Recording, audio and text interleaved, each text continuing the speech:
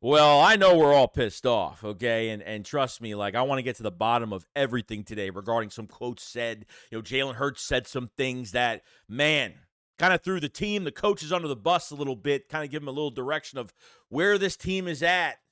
And is everything going to fall apart this week? That's going to be the biggest question going into everything.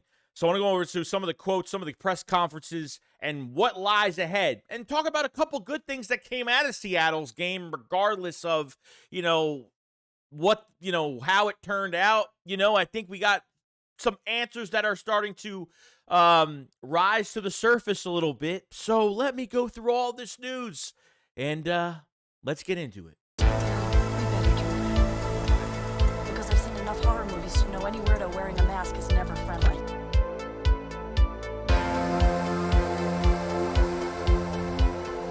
Yo, what's going on, guys? I hope everyone's having a fantastic day today. So I want to go over some news for the Philadelphia Eagles. And yes, losing 3 straight games. And I've been in a pretty bad mood today. I ain't going to lie. I woke up pretty pissed off, to see this embarrassment of all embarrassments the other night. And, I had to take a while. I needed a mental break. And it's just getting to a point now where, now everything has fallen to the ground totally.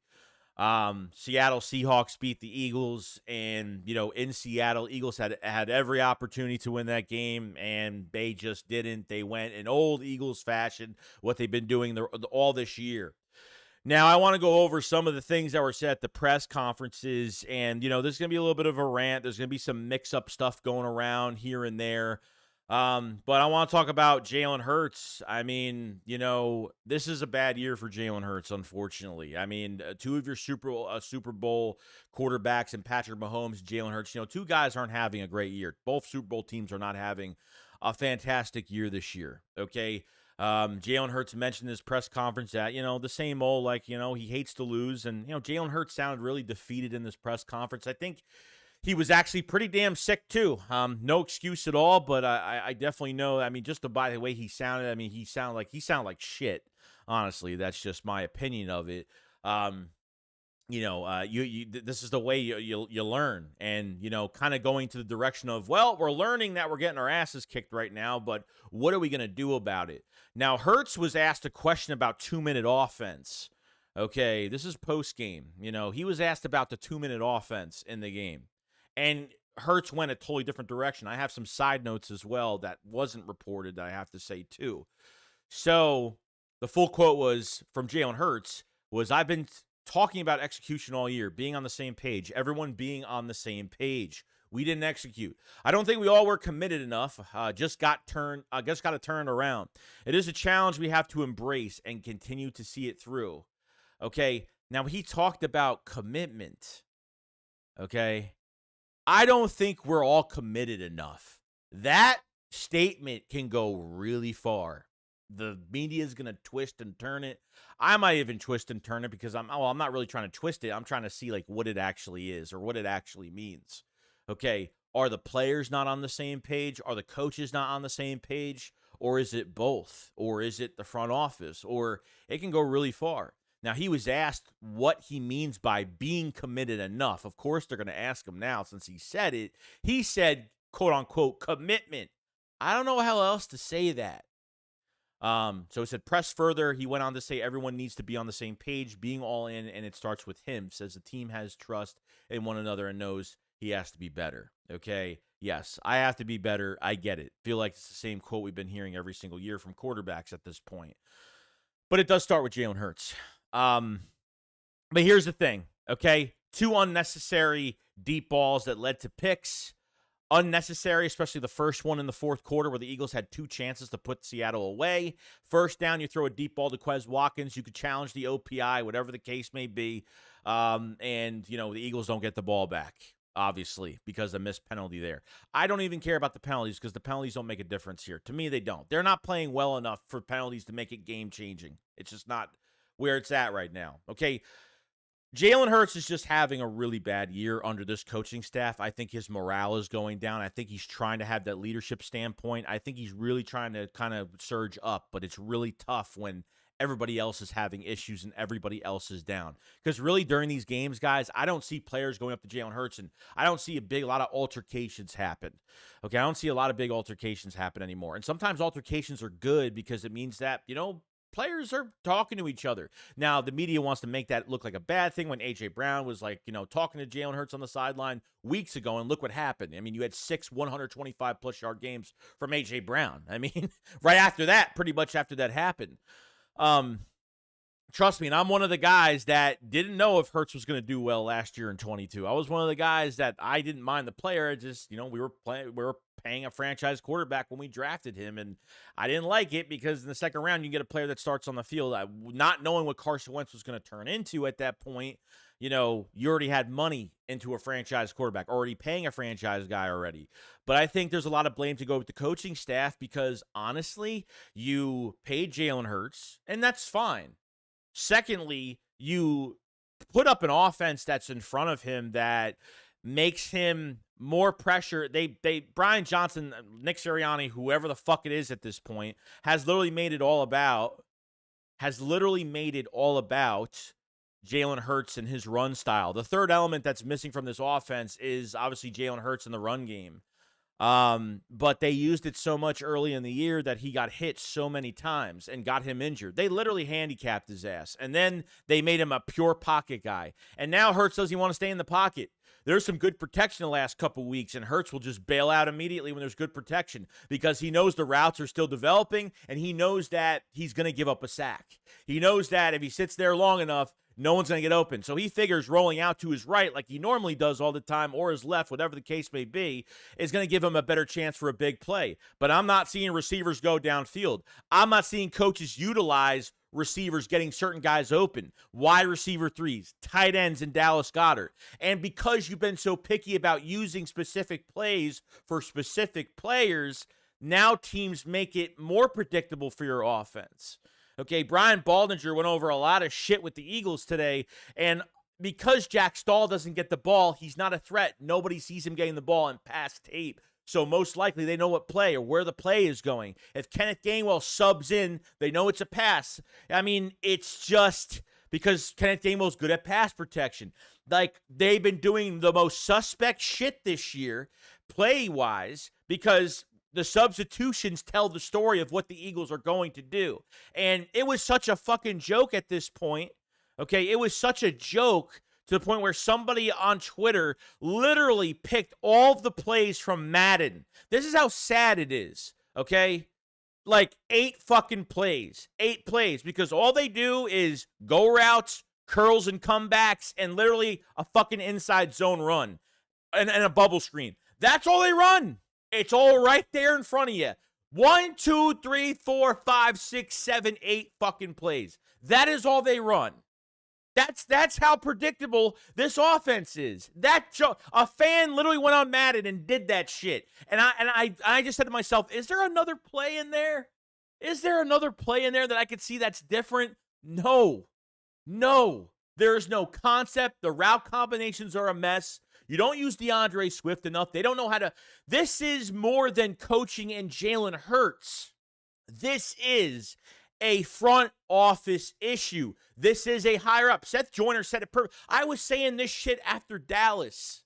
I was saying this shit after the Dallas loss. This is more than just coaching, and this is more than quarterback play. This is more than defensive play. I can't put much on Matt Patricia because, to be honest with you, he only blitzed one time in the second quarter, but I got to say, it wasn't bad. 2 really bad drives by the defense, and I'm just saying right now, it really wasn't that bad. The defense got the offense, bailed the offense out multiple occasions here.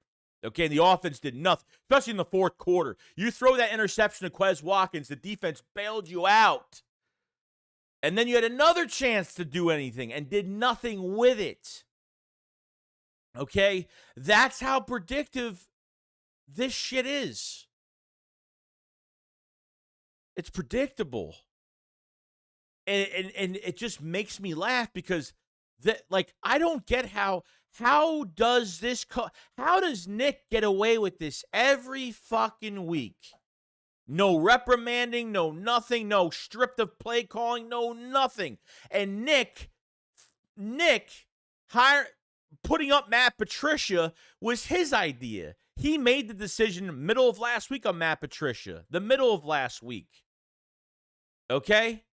So that's what I want to say on the Hertz situation, commitment, and I think this thing can go towards the play, it can go towards everything. And Hertz, let me tell you, Hertz is a problem this year. But this to me, this is a down year because this isn't how my quarterback should be playing right now. Okay, quarterbacks just have down years. And I think he's just put into a bad situation like every receiver, every running back, every offensive lineman, every defensive lineman, every DB, every safety, you name it, linebacker, everybody is put in a bad situation, in a non-successful situation. It is not fair. What is the point in drafting? What is the point in signing players to big money? You look like the worst team offensively, and your defensive scheme is not catering to the strengths of your defense and specific players. If you're playing off ball, why the hell? I mean, look, there was a little bit more man-to-man against Seattle. That's fine. But what I've come to realize, especially with Nick Sirianni, okay, so that was the stuff on Hertz, okay, and commitment. There's a commitment issue, and Hertz is having a bad year, and like I said, I have no issue with Jaylen Herz. And look, he had a bad game. He had multiple bad games this year. I get it, but I can't put 100% blame on Hertz if he's put into this situation. It is not fair towards him, and as the morale is going down, what's making guys around him more excited to play in this offense? Nobody. When the play calling, like, the Eagles will go into a game all rowdy and all excited and, yeah, let's fucking punch somebody in the mouth. And then they get into the game, and then the bad play calling happens, and then the morale just goes back down again. You can't have that. It's got to stay consistent. You can't go up, then down. During the week, their energy's up. Then they hit the game, they go down. Then up. You can't do that shit. You're not winning football games that way. You're not doing it. Okay, is Nick Sirianni even on the hot seat at this point? I don't even know, okay, because every answer that we get, he gave us another answer. We're not making any changes to the offense. We need to check out the scheme, and, we need to figure out what we're doing. We'll see what changes we need to make. Like, he's making himself look fucking stupid at this point. Like, seriously, he got caught on the sideline with literally a notepad checking something off on the playbook. Sirianni 100% is involved in this offense, and it needs to stop. It needs to stop. We're not bullying anybody. Nobody's afraid of this offense. Nobody's afraid of all teams are going to do is bring the house on Jaylen Hertz, and that is it. That's all you got to do. No one's afraid of Kenneth Gainwell. No, I mean, and when opportunities come with DeAndre Swift, it's great. And then when he gets a two-yard run, I mean, the blocking hasn't been that great the past couple weeks. Run blocking hasn't been fantastic. It's literally it's bringing everybody down. It really is. And Nick is just deflecting everything. He's answering questions, but he thinks that this offense doesn't need changes. At least say, hey, we've sucked the past 4 weeks. Now I would respect them just to say that. But he said that last week. He said he wasn't going to change anything with the defense, that he has all the faith in Sean Desai, and look what happened. He made a decision. Did he make the decision? As he said he did. He's the one that hired Matt Patricia to take the play calling duties. He said he did it, which I don't know if I could even believe that either, but yeah, probably, most likely. But this is more of a problem. Keep your fucking hands off the playbook.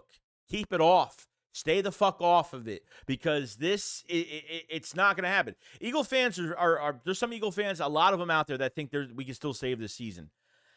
It's really tough for me to say because the players are so down to the point where they're not even trusting the coaches now. It's once you get to that point, I don't know what's going to happen the rest of this week. And Sirianni's not helping the situation at all. And if he's not going to change, he got to get fired. I don't think he's going to get fired in season. I think he'll be a questionable. And my opinion is he'll stay next year. That's what I think will happen. But this is all on Jeffrey Lurie, and this is all on Howie Roseman. Jeffrey Lurie, take control of your fucking team, dude. This isn't good. This is not good. Stop with we have to start thinking outside the box. We have to hire new fucking blood. Stop promoting people from within the organization. You've already missed on your opportunities to do that. Go get a guy that unfortunately needs to have more control over his offense and his playbook, an Eric Bieniemy type, something like that, that says, this is my fucking playbook, I'm calling my plays, and don't tell me what to do. Same thing at defensive coordinator. It's got to be the same thing. And I'm sorry, but that's what's got to change. And that this is literally the same reenactment as we saw with Doug Peterson. As they hired from within in later years and not hiring new blood outside the organization, the team has gotten worse and worse and worse. Keeping everything in family, in-house is always not the reason. Why do you think Brian DeBall didn't visit Philadelphia for the head coaching job? Why are coaches not coming here for the head coaching job? They want a yes man. They want that guy that's going to yes. They want to get a new guy that listens to the front office. They will never hire a Belichick. They will never hire a guy with an ego. They will never fucking do it because they have the control up there and they won't let it go. And until that happens, they're going to keep losing fucking games like this, and it's not good. It is not good. This is not going to work unless, and like I said, this is more than Jaylen Herz is a fucking good quarterback, okay? A crappy year, put into a bad situation. He's making mistakes as well as everybody's making mistakes. He's not the only one making mistakes. How can I put all the blame on Jaylen Herz? How can I put 100% of the blame on the players? The players are part of it, but these are the coaches that put the players in positions to try to win football games. And if your coaching is not up to par, your players are going to get tired of it, and fingers are going to point around, and you're going to have nowhere to go. You're at a fucking standstill. You're at a dead end. There's nowhere to go after this. I think Nick is hurting this team more than anything. And I think Jeffrey Lurie, there's got to be something happening. There's got to be, Nick's got to let go. Howie has to let go and just let Howie be in collaborative with the coaches in the off seasons. But when it comes to play calling or who you want involved in the offense and what scheme we should run, leave it to the fucking guy you hire and hire new blood that's going to change this team. Or get your shit together right now, change the whole scheme in a week, because you have 3 weeks to really fix shit. You actually have time. Do I think they're going to put in a brand new offense? I doubt it. A brand new defense? I doubt it. Probably not. That's not even Matt Patricia's defense. He's just taking over a play call sheet and adding a little bit of flair to it, which I think is actually was a lot better than I thought it was going to be. You know? So that's questionable right now. I mean, it was so bad. This offense is so predictable. You had Christian McCaffrey on Monday Night Football with the Manning cast, with Peyton and Eli Manning. Christian McCaffrey's an offensive player, and he was literally predicting every fucking call from the Eagles. Watch it. Watch it. That's how predictable this shit is. Like, he predicted everything. I watched that and I was like, holy crap. He's an he's not even a defensive player. And that's how sad it is. That's how predictable we're so predictable that there's Madden plays, and we're so predictable that Christian McCaffrey is predicting this offense and what they're doing. It's a joke. It's a total joke. Now, what I've noticed, as much as, you know, Darius Slay had his surgery, he stayed home and was tweeting out as the game was going on. Another soft-ass fucking asshole that's sitting home, that's played well the last couple weeks, and Matt Patricia gets the play-calling duties and Slay isn't there. Kind of weird, but, you know, we'll let that go for now. You know, Bradberry had a hard time. I mean, they aimed at him the whole entire game. And I'm telling you right now, I'm already done. I'm 100% done. This is not out of emotion of being mad about the loss of the game. This is out of emotion where, guys, do you know that if Bradberry didn't get paid, Chauncey was supposed to get the big contract. Bradberry was not supposed to come back. When Bradberry came back for, 12 to 13 million per year, except he was going to get paid 15, 16 million elsewhere. He came back to the Eagles. Okay? He came back to the Philadelphia Eagles. Bradberry was targeted on that last drive by Seattle. A minute left, a minute and a half, and Drew Lock just fucking destroyed us. I mean, that was the only drive where DK Metcalf was productive the whole game. Literally, first half, he had 8 yards. 1 catch for 8 yards. The first half. Bradley Roby had a hard time. James Bradberry was targeted multiple times. On that last play of the JSN in the end zone where we pretty much lost the game at that point, okay, Bradberry said he was too aggressive on that play. He played a little bit too aggressive. He was standing still. And got too aggressive and tried to be a little physical with him. You can't do that with JSN. He's going to kill you. But he was targeted pretty much the whole entire game. He was targeted that last drive. He was targeted almost the whole time. Nobody cared about James Bradberry as the threat. So, my whole thing with James and Darius, gone. Both of them. I don't care what the contract looks like. I mean, we just paid Bradberry, but there's got to be some way out of it. Something. I'll take a loss with it. I don't care. The Eagles need to revamp number 1 corner, number 2 corner. Slay shouldn't have came back. It is what it is. I don't think the Eagles keep both of those guys. Bradberry has got to go. But what I really liked, and this is one of the big positives, this isn't just from one game being played or anything like that, okay? This is a lot different here.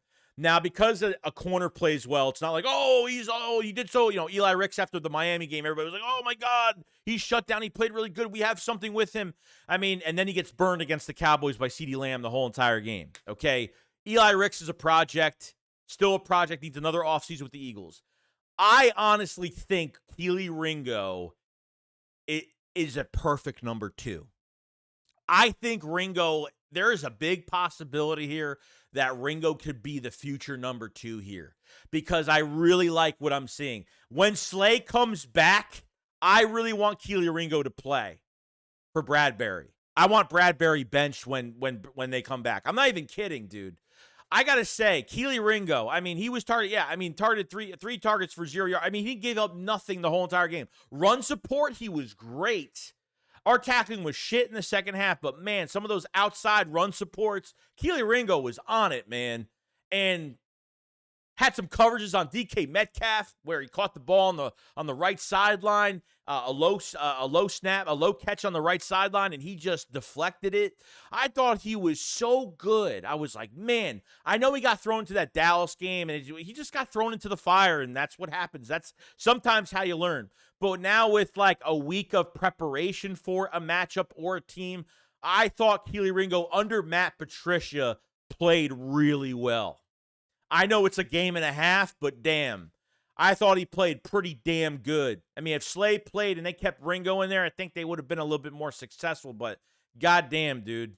Like, I think this is your future number 2. And I think Eli Ricks, there's a little bit of a future there for him, too. Like, nothing promising yet, but he has flashed. And it's more of a let them have another offseason with the Eagles. And you're going to have a lot of cornerbacks in the room next year. And Kelee Ringo, yeah, I think there's some good things. He's a big body corner. He plays physical. And the thing with Kelee Ringo is he doesn't play like a bitch. He doesn't play with space and all. He likes to be physical. That's where you could slow guys down. So I know that Kelee Ringo is not the best. He's not gonna handle the fastest guys in the league, but he can use his size to slow down and kind of disrupt some routes where you can kind of create that separation between the quarterback and the wide receiver and, being on time with certain passes. And I think Kelee Ringo, I thought he played great. I thought he was fucking an ace in this game. And I think when, like I said, Slay comes back in a few weeks, I think Bradberry should get fucking benched. I'm not even kidding. I think Kelee Ringo is going to be your number 2. And it looks very, very promising. And you're lucky you have him right now because that's a guy that you don't need to replace next year. I mean, if you're looking for a number 1 guy and you want to make a crazy trade next year, you have 2 second-rounders, you got a first-rounder. I mean, depending where this other second-rounder is from the Saints and how they finish out the year because we have their second-round pick, I'm telling you, you might have to go out. You might go out and get a trade depending on what else you got to do. You never know what could happen, but cornerback might be set at the number 2 spot, So as for a revamp in the secondary, which I want badly, Sidney Brown, Kelee Ringo, are two guys that are playing pretty good. You know, I know Sidney Brown missed some tackles. I think there's some Sidney Brown. There's something there. The tackling has just got to get better. The second half was just god awful with him, but needs more of a chance, no doubt. So that's all I really have to talk about today. Talked about some of the quotes. We talked about Jaylen Herz talking about commitment. I'm like I said, Hertz has made a lot of mistakes this year, but there's so many down factors around him. It's not fair. It's not fair to blame it all on him. It's not. Yeah, it's all his fault with those picks. There's no doubt. But is he forced to? And from what I heard from AJ Brown online, AJ Brown has already said that with those passes. We didn't throw the check down to Devontae Smith and Kenneth Gainwell in that last drive, okay? For those plays, A.J. Brown even fucking said on Twitter, he even said on Twitter that they could have passed Devontae Smith. He could have passed Devontae Smith. He said that he's the first option. No shit. That's what they want to. Yes, I understand that. He is the first option. But to forcefully throw the ball like that, on an early down, again, how many games? Seriously. Sorry, guys. It's a lot to take in. It's a lot of news, a lot of shit to deal with here. But that's it. We'll have a stream tomorrow night. I want to stream tonight, but there was no fucking way in my mentality I was going to stream tonight, and there was no way. I needed a fucking break badly. But other than that, guys, that's pretty much it. Guys, enjoy the rest of your day. Let me know what you guys think about all the news I just talked about here. And see you guys on the next one. Shakes, what up, follow, so peace out, guys. Peace.